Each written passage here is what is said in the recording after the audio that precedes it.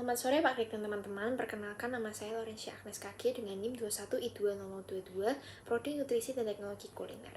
Pada kesempatan kali ini saya akan melakukan video reaction menjawab pertanyaan dari tugas agama 05. Pertanyaan yang pertama adalah, menurut ideologi agama dan keyakinan Anda, bagaimana cara kita menjalin relasi dengan sesama meskipun berbeda sara supaya harmonis dan maju sejahtera bersama?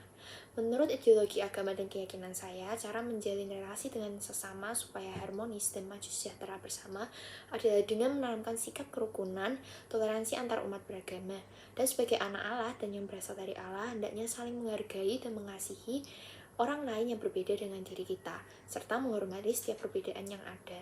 Seperti yang tertulis dalam Roma bab 12 ayat 12, sebab tidak ada perbedaan antara orang Yahudi dan orang Yunani, karena Allah yang satu itu adalah Tuhan dari semua orang, kaya bagi semua orang yang berseru kepadanya. Pertanyaan yang kedua adalah, apa yang dimaksud dengan kapitalisme, individualisme, konsumerisme, dan hedonisme? Apakah agama Anda setuju dengan hal tersebut? Berikan kutipan kitab suci yang terkait. Kapitalisme adalah sebuah sistem ekonomi yang ditandai dengan kepemilikan seseorang atau perusahaan dengan melakukan persaingan di pasar bebas untuk meraih keuntungan yang sebesar-besarnya.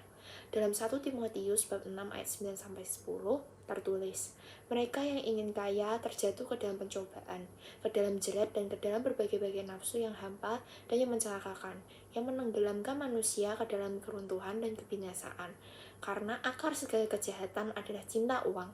Sebab oleh memburu uanglah beberapa orang telah menyimpang dari iman dan menyiksa dirinya dengan berbagai-bagai duka. Maka, Alkitab sangatlah menentang perbuatan manusia yang mencintai harta atau membuat kekayaan menjadi segala-galanya dalam hidup. Tidak ada salahnya menjadi kaya, namun harta tersebut harus disyukuri sebagai pemberian dari Tuhan dan dapat disalurkan untuk menolong sesama. Individualisme adalah suatu paham yang menganggap diri sendiri lebih penting daripada orang lain. Dalam Kisah Para Rasul bab 2 ayat 42-47 tertulis, mereka bertekun dalam pengajaran rasul-rasul dan dalam persekutuan, dan segala kepunyaan mereka adalah kepunyaan bersama. Dan selalu ada dari mereka yang menjual harta miliknya lalu membagi-bagikannya kepada semua orang sesuai dengan keperluan masing-masing. Maka Tuhan berkehendak agar manusia mengikuti cara hidup jemaat perdana, di mana menekankan persatuan dan kebersamaan di dalam kehidupan berjemaat. Konsumerisme adalah pola hidup yang cenderung untuk terus memiliki atau membeli suatu benda yang diinginkan, bukan yang dibutuhkan. Dalam Alkitab, Tuhan menghendaki agar manusia hidup sederhana dan selalu rendah hati. Dalam Titus bab 1 ayat 8 tertulis, bijaksana, adil, saleh, dan dapat menguasai diri. Di sini Paulus berkehendak agar manusia hidup dengan menguasai diri tanpa rasa pamrih.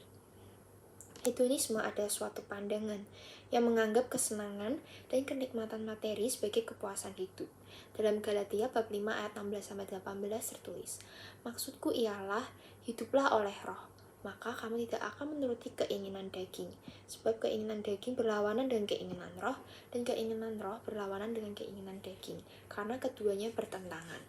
Rasul Paulus di dalam suratnya menghendaki agar umat Kristiani tidak mengikuti keinginan daging, namun mengikuti Tuhan dan mengandalkan Roh Kudus dalam hidup untuk menjauhi keinginan daging. Pertanyaan yang ketiga adalah, dalam kitab suci Anda dijelaskan konsep dunia kiamat atau apocalypse karena kesombongan manusia.